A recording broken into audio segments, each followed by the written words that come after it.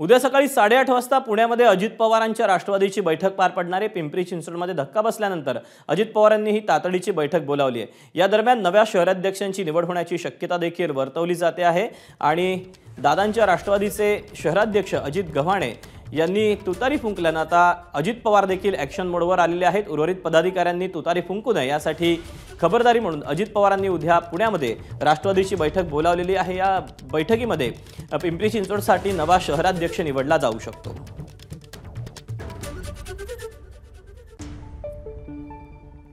दरम्यान अजित गव्हाणे हे शरद पवारांच्या राष्ट्रवादीत गेल्यानं ठाकरेंच्या शिवसेनेत मात्र अस्वस्थता पसरली। भोसरी विधानसभेत तुतारीचा प्रचार करायचा की नाही याचा निर्णय घेणार असल्याचं बोललं जाते। पिंपरीतले शिवसैनिक उद्या मातोश्रीवर उद्धव ठाकरेंच्या भेटीसाठी जाणार आहेत।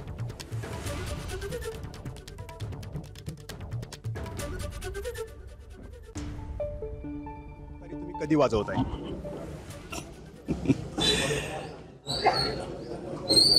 आज या ठिकाणी काल मी पक्षाचा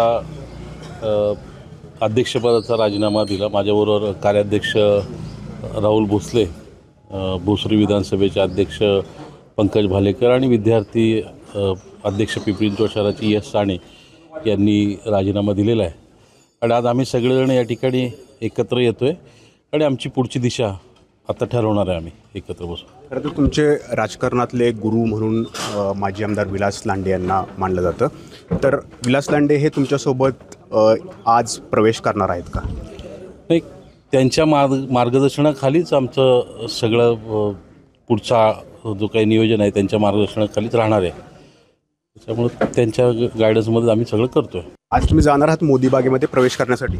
आज आम्ही पवार साहेबांचे आशीर्वाद घेण्यासाठी मोदी बागेत जाणार आहोत। नेमकं कोणता मुद्दा तुम्हाला पचनी पडलेला नाही आहे अजित पवारांचा, ज्या कारणानं तुम्ही घड्याळ हातातून काढून तुतारी हातामध्ये घेताय?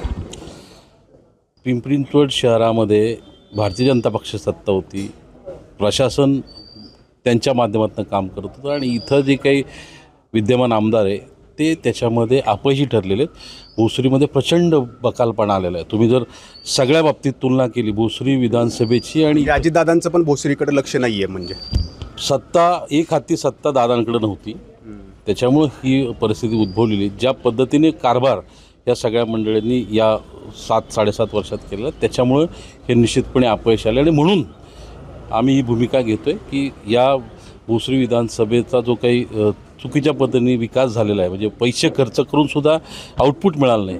नाजिमुल्ला, एबीपी माझा, पिंपरी चिंचवड। एबीपी माझा, उघडा डोळे बघा नीट।